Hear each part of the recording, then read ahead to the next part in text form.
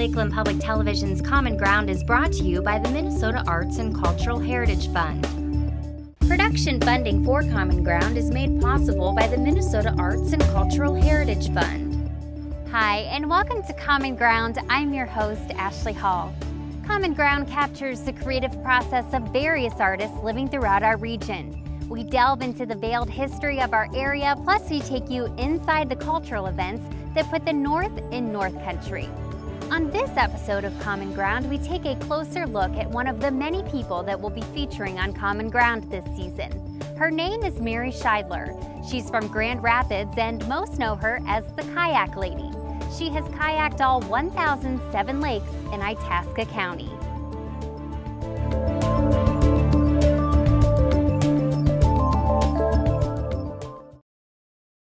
I'm Mary Scheidler, the Kayak Lady. And 14 years ago, 15 seasons ago, I put my kayak in Little Bass Lake up by Marcel and the Clubhouse Lake Chain, never dreaming eventually I'd paddle another 1,006 lakes. But I was driven by curiosity because I'm 50% Russian and 100% curious, and I just wanted to get on the water. And the best way for me to do that was in a kayak because I'm too little. It's just not big enough or strong enough to carry a canoe. So my former husband and I made this kayak. It's a Pygmy Goldeneye. It's 13 feet long, 22 inches wide, weighs about 35 pounds. And I can carry it, about a quarter mile before I really start sweating or need to set it down because it's just too heavy. In a kayak, you're sitting right on the water and the wind doesn't play with you as bad. You stay drier. You can't get as much in a kayak, and they're a little more awkward to carry, but you can really sneak in and out of bays and coves, and you can get right next to the shore and right on top of wildlife. And you know, otters and loons, they're really curious. I don't think they're as afraid because you're really close and they just think maybe you're a big deer or something swimming in the water. Had a stare down with a wolf at an access. That's a story in the book, The Kayak Lady. I've seen moose out there. I've had otter pop up right at the tip of the kayak. One day when I was paddling, I had the paddle in and accidentally hit something, and a muskrat popped up right at the end of the paddle, and he got up and he gave me a dirty look. That was kind of a deal. I've seen loons swimming underwater. I've seen beavers swimming underwater. Seen bass in their beds, picked berries right from the shore in the kayak. It's like a drive-up organic restaurant or something. I wanted to get out there, but the big motivator was I wanted to get on the water. In this land of 10,000 lakes, 1,007 lakes in this county, I just wanted to be independent, an independent woman out on the water and explore. And even though I'm an extrovert, I really like quiet time out on the water, and this was one way to do that. And it's very meditative, very rhythmic.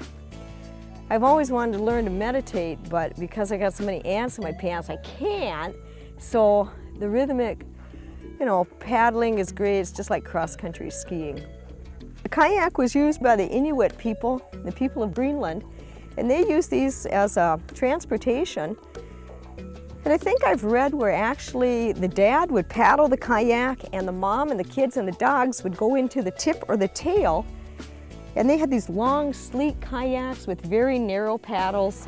They would use this as a hunting tool because you can get right up close to things. The Greenland Eskimo role, they figured that out for survival because they were out on the ocean. I'm just paddling on small, calm lakes. Just pick the prettiest kayak, that's the one to buy. People always say, what kind of kayak should I get? And the real advice is, get your bottom in as many different boats as you can, because we all would take a different boat.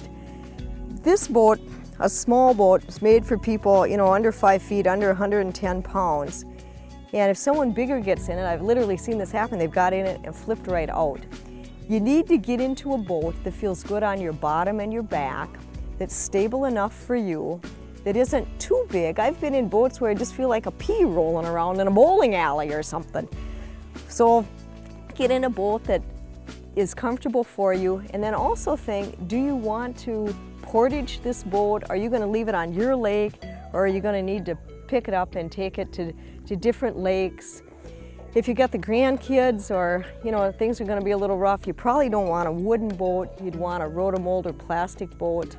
If you really want to move ahead sleekly in the water, you'd probably want to get a fiberglass boat. They're heavy, they're a little more expensive, but they're absolutely beautiful, and they just cut through the water like a knife through hot butter. I've got a wooden boat because it's light, and I needed a boat to fit my special size. But get in as many boats as you can. Go up to Spring Creek. They'll take you out on a mine pit or something. They'll have 6 or 8 boats. Then you can try them out. The deal is, this project would have never happened without the support of the community. My family, my friends, the community. People have jumped on this project. Who knows why? Maybe because we all love the lakes. But through the years, many people have helped me find lakes. They've come and paddled with me. This is exciting. We live up here because we love the outdoors, and it's an opportunity. People have always said, I'd like to paddle with the kayak lady. Well, here's the opportunity to do it. And I just embrace that. And they say it takes a village, but in this case it takes a county. And after all these years, I've been taking notes on the side of maps, and that has become a book, and it's called The Kayak Lady. And it's got 21 chapters, 19 snippets, and 40 full-color photographs. And I took the photographs in the book, unless I'm in them. And you can get more information. Go to marythekayaklady.com. You can order the book there. You can read a little bit more about the kayak lady. You can see photographs. You can see photos of my mother, 88-and-a-half-year-old Goldie, who's gone skydiving on her 82nd birthday. I'm Goldie Scheidler. I'm the mother of the kayak lady. I had no idea how enthused she was about all this and everything, but once she kind of gets started, she's going to carry it through to the end and go from that. And of course, I live in Arizona, and so I'm only up here for the summer to cool off instead of hitting all that heat. But I think it's wonderful that she could do that and go ahead, and it looks like we're going to have a big crowd.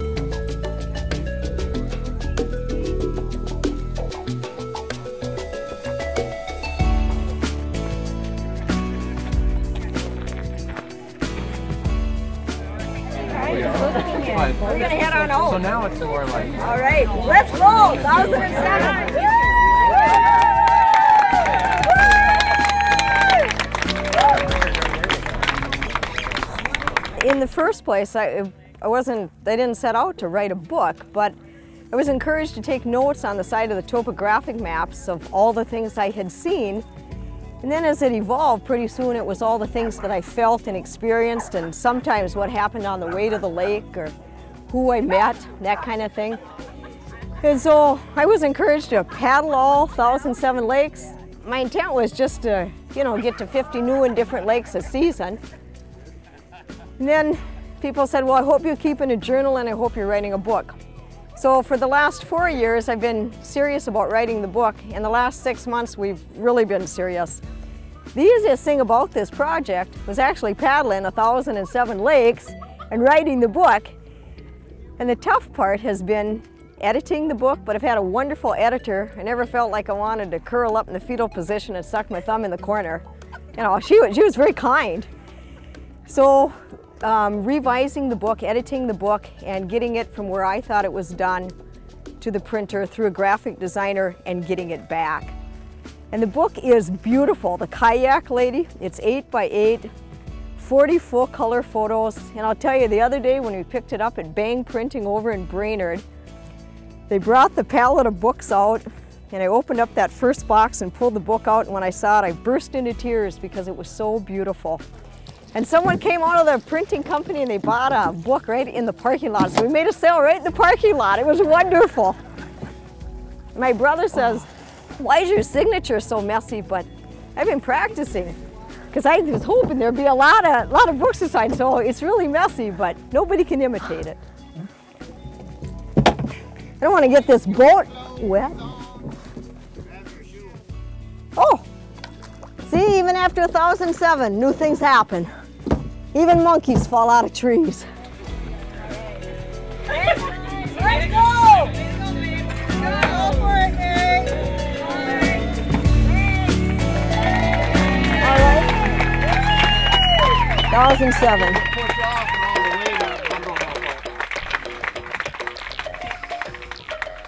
Initially, you know, when you start a project, you never quite know what it's going to grow into. But this project didn't start as wanting to kayak all 1,007 lakes in Itasca County. It grew out of a strong desire to just want to get on the water and just go out and explore and just to have some alone time, get out and feel the breeze, see what the underside of a lily pad is like, go out and listen to the loons. When loons are close together, whether it's a parent and a chick or a pair of loons, they have a very intimate call. Woo, woo. It's this very intimate, soft call. And I think they're just checking in with each other to see if each other is there. And you know, I would have never heard that or known about that if I wouldn't have been on the water, quietly paddling the lakes. You know, we all have a dream or dreams inside of us, and we all have a quest inside of us. And I encourage people to follow their dreams because dreams do come true. My mother and I have a shared bucket list. My mother started her bucket list when she was 80 years old. She's got about 70 things on that list, and she's done about 50. My bucket list probably has 100 things, and I've probably done 30. There's a lot of potential to follow your dreams and to get out, in my case, get out on the water. And the things I learned about myself, it was a wonderful classroom. The things I learned about the world around me and Mother Nature. What I really learned was to keep my mouth shut and my eyes and ears open, and to just observe what is out there and let that apply to the rest of my life. When I had the opportunity to be alone and to be not forced into my own thoughts, but have the opportunity to go into my own thoughts, it made me be still, it made me be quiet. And what I observed in nature, I was able to apply to the rest of my life when I would quietly paddle along the shore of these lakes. And I usually paddled very close to the shore and looked down into the clear water. Not all lakes are clear water, but in those clear water lakes, and could see the bottom and see the pattern of the sand that the waves had left. Sometimes to see the tracks of blue herons, other times to see clam shells or dead crayfish or rocks or old reeds or wood on the bottom or pine cones, pine needles, and saw the patterns.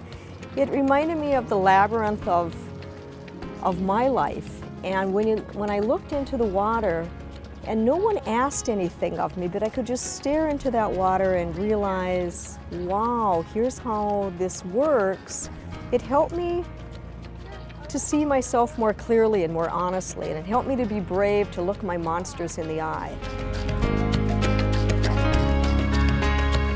And I was asked by the Itasca County Soil and Water Office here in Grand Rapids and by the Minnesota Pollution Control Agency in St. Paul to take water clarity readings.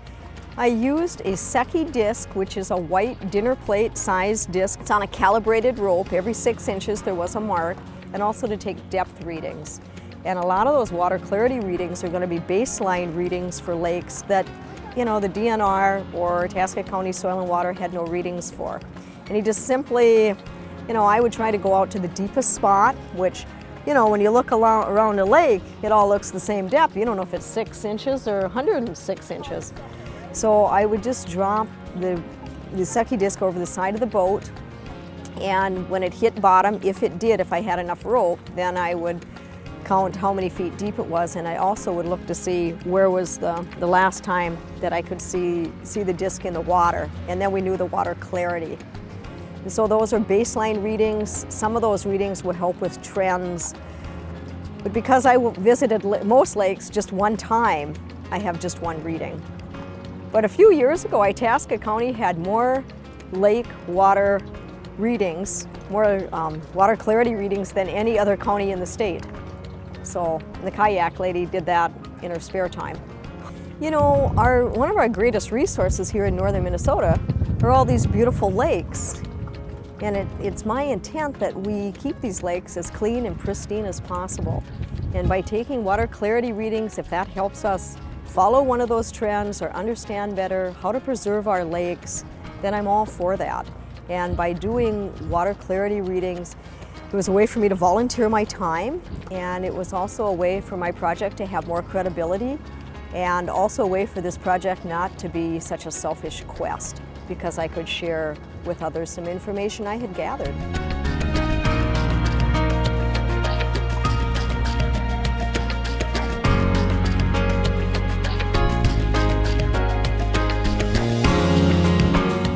We're here for Ages and the Bovey Coleraine Youth Center. We're here to support Mary on her 1007th lake. We're involved with Tega Senior Fishing. We go out on boats with them, and we do other projects like the Empty Bowl. We're part of the Green Lake E Club, so we do like Empty Bowls project, and we do conferences down in. We just had a conference down in Proctor. We're here with Ages. We're the Itasca Area Ages. It's one of 10 communities that involve youth with seniors, and we work with Tega Senior Fishing here in Grand Rapids area. Ages stands for all generations engaged in stewardship. And so that's what we're doing here today, because we wanted to, Mary's from Grand Rapids here, and we really wanted to wish her well and congratulate her, because like 7,800 lakes is amazing.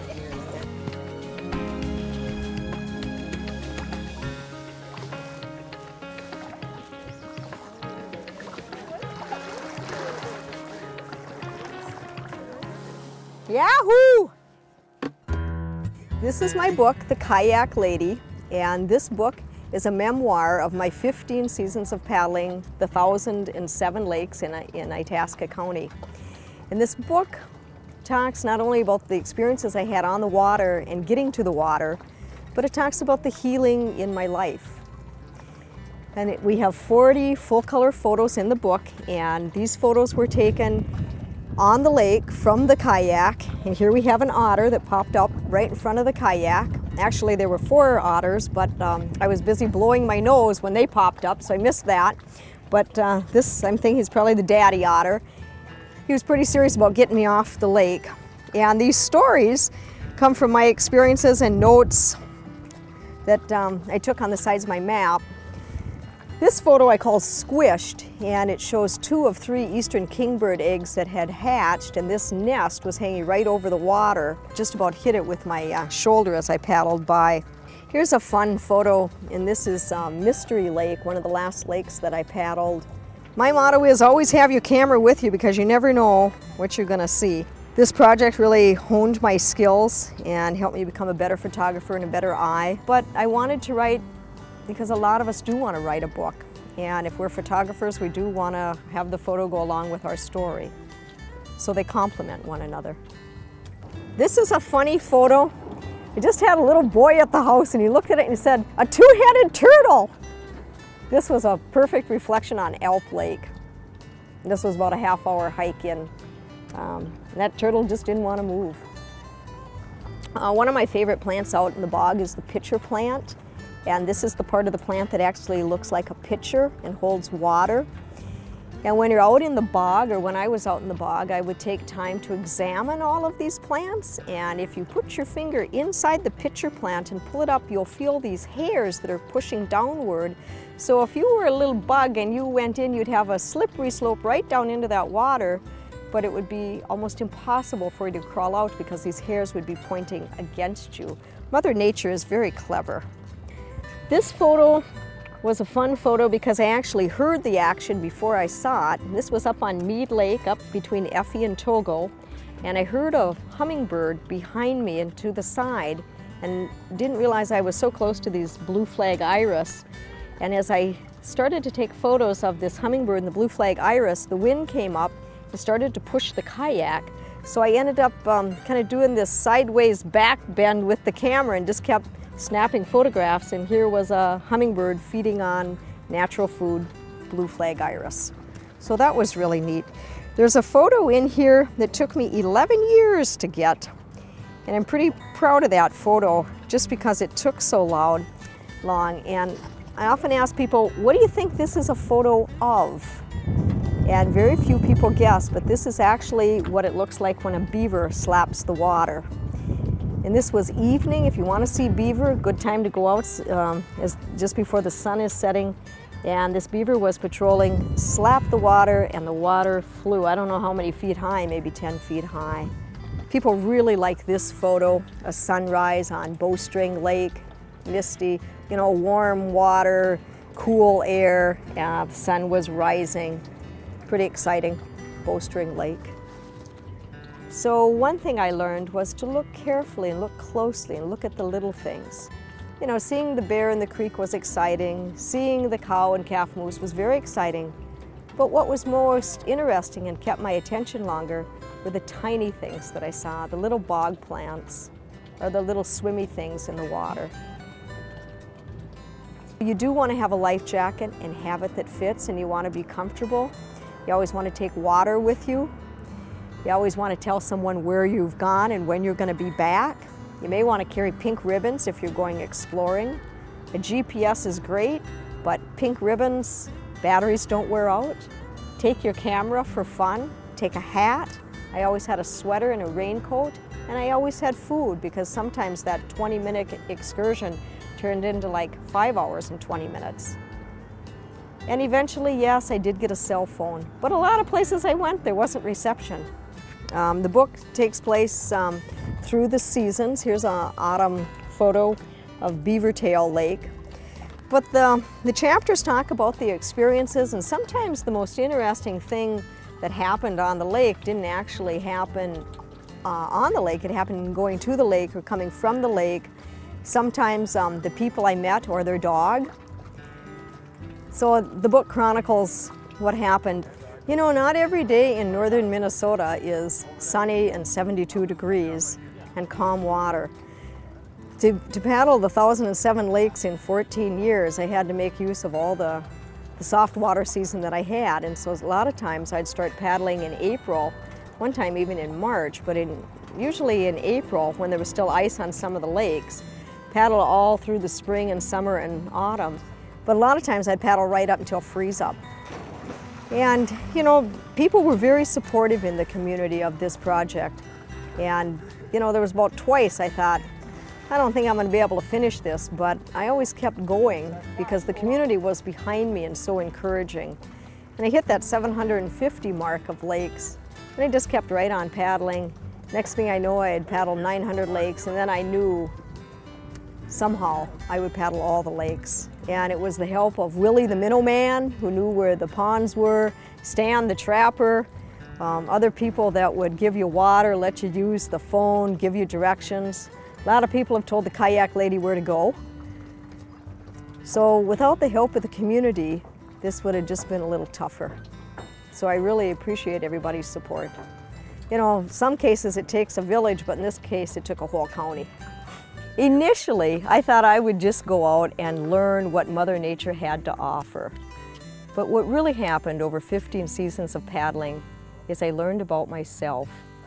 When I began this project in July of 1996, I was a married woman. And now 15 seasons later, I'm a strong, independent, single woman. And there was a lot of time in there that I struggled, a lot of time I had to learn. And I learned that if I keep my mouth shut and my eyes and ears open, Mother Nature will reveal some of her most intimate secrets. And when she does that, I learn truths about the world, and I learn truths about myself. Mother Nature is not going to be rushed. She's going to work on her own time frame. A lot of times I wanted things to hurry up and get done. It's probably just my nature. But what I've learned is you may just have to take a deep breath and let it evolve and just trust the process. And now I crave to be on the water alone. In the beginning, I wanted people to be with me all the time. I found an inner strength. I found out that I could do this. And I got in touch with my insides, which I hadn't been in touch with before, but I got in touch with my insides to the place where I've made friends with myself.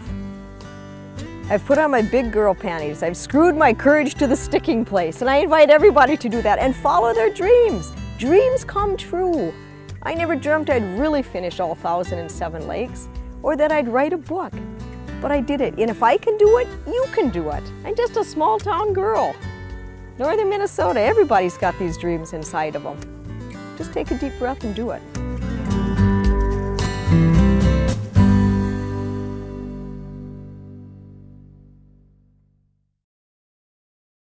Thank you so much for joining us. We hope that you enjoyed the show, and we look forward to seeing you next week right here on Common Ground. If you have a segment idea for Common Ground, please contact us at legacy@lptv.org or call us at 218-333-3022.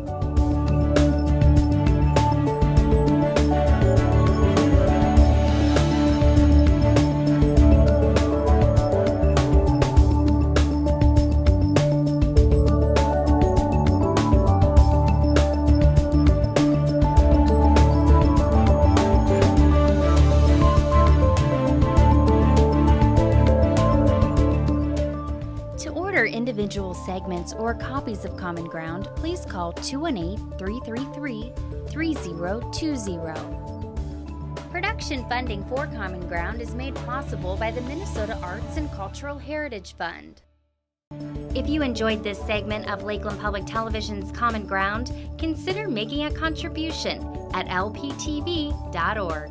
If you have segment ideas pertaining to North Central Minnesota, contact us at legacy@lptv.org.